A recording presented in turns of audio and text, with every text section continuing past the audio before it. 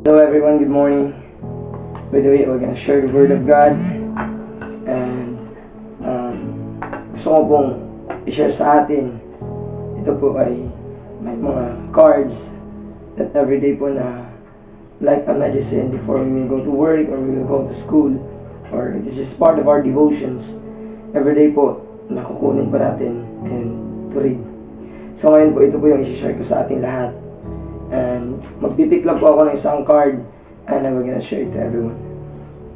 So by the way, ang tawag pala dito is prayer cards, God's personal message for you.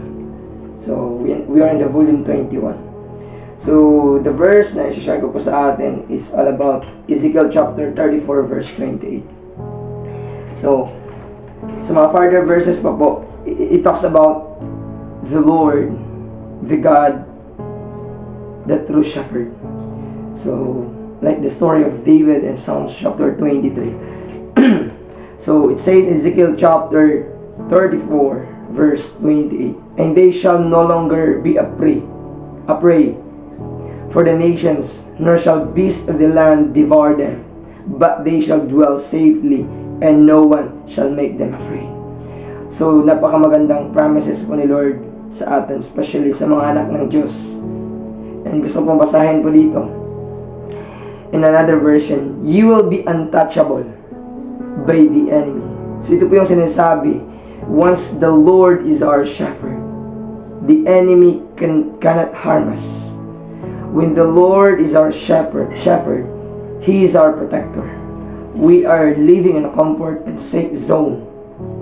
Hallelujah. You will be untouchable by the enemy. So basahin po natin yung Psalms chapter 23 verse 1 to 6.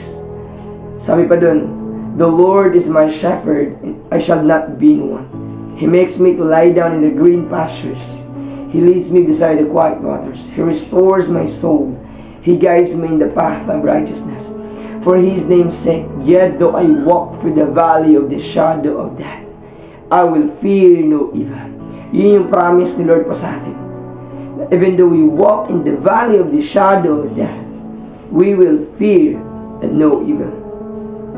Hallelujah. Yun yung promise ni Lord. And the Lord said, "And He prepared a table before me in the presence of my enemies." You will be untouchable by the enemy, mga kapatid. So once the Lord is our shepherd, the enemy can just only watch us. Hindi po tayo matitinag ng kaway. Hindi po tayo magagalaw ng kaway. Kasi po ang Panginoon pong Diyos ay atin pong protection. Si Lord po ang gagawa at ikilos sa mga bagay at sisira at wawasak sa gawa ng kaway. Mga kapatid, we cannot protect ourselves. Only God can protect us. Kaya sabi nga ni David, "Lord, I meditate your word day and night." Ganon din si Lord magpro-protect sa atin. The Lord, He never sleep, He never slumber. So the word of God will protect us. And Psalms chapter 91, mga kapatid, it says doon na si Lord po ang ating refuge. Siya po yung protection natin. Yung kamay ng Diyos, mga kapatid, ay sa atin po ay magpro-protection. And sabi dito, you and your resources are protected by God. So remember, when the moment Job offered many offerings unto the Lord, he was protected by God. So Job encountered a lot of trials of testing because it is a request of Satan to test Job. But if hindi po inallow ni God kay Job na iti-test po siya, Job is protected because the Lord is with him. Sabi dito, "And you and your resources are protected by God." Bakit ba? Bakit ba sometimes we can realize na, Lord, grabe po yung workout natin, we are trying double time na magkakaroon tayo ng source of income, we having our business, our job, silence, but sometimes napapawi lang sa wala. Because po, sabi po in the book of Malakay chapter 3 verse 10, nadadalhin po natin ang ikasampu sa bahay ng Diyos. And God will rebuke, and He will never allow the devourer will destroy our land, which means our source. Yun po yun.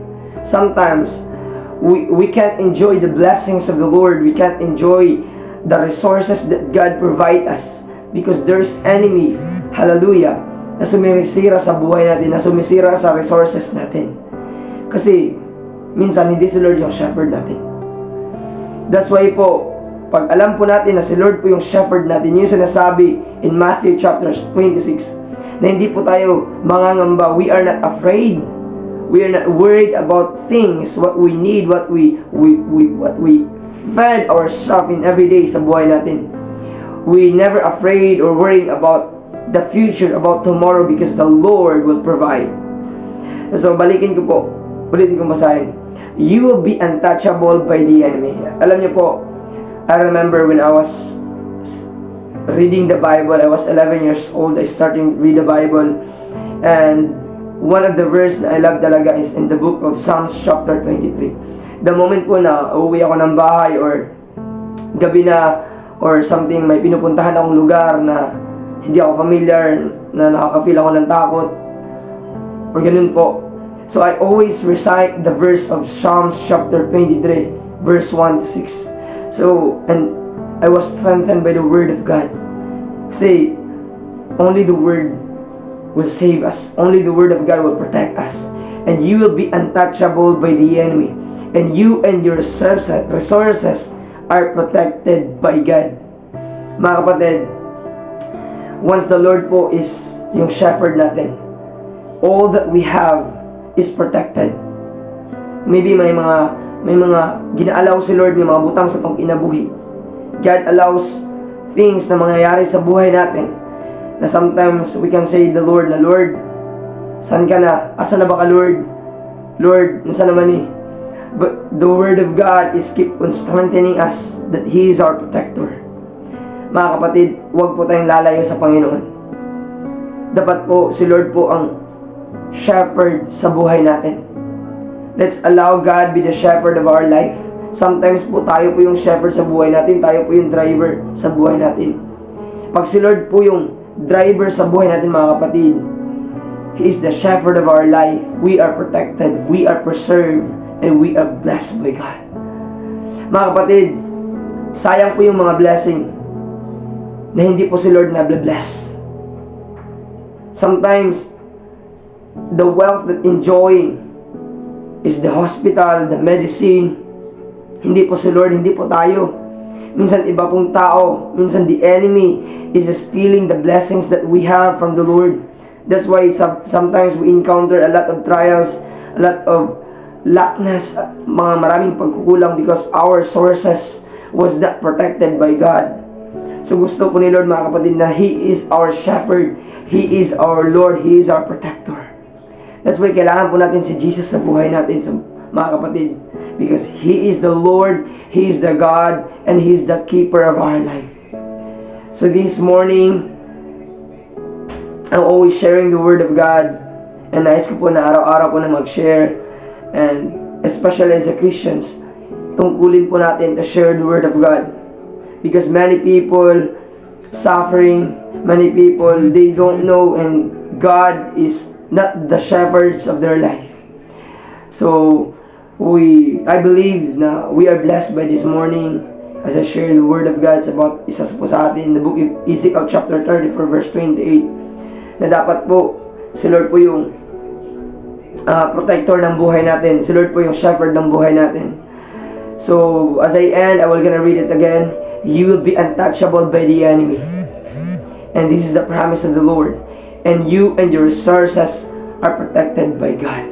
So one thing lang po, mga kapatid, the Lord will be our shepherd. So as I end, let me pray first. Let me pray. And Lord, thank you for this morning as I already shared your word. I pray, Father God, hallelujah. Every one of us, Lord, will be, hallelujah, will rely on you, Lord. And you are the shepherd of our life. You are the protector of our life, O God. And let your word, Lord God, mangusap po sa buhay ng bawat isa sa amin. That, Lord, you are the only shepherd of our life. Not the enemy, not ourselves, but you only, God. Salamat, Lord. Thank you for your word that keep reminding us. I pray, Father God, salvation to everyone. And Lord, blessing to everyone, O God. And continue, Lord God, protect us and preserve us. And never allow the enemy, Lord, who will harm us.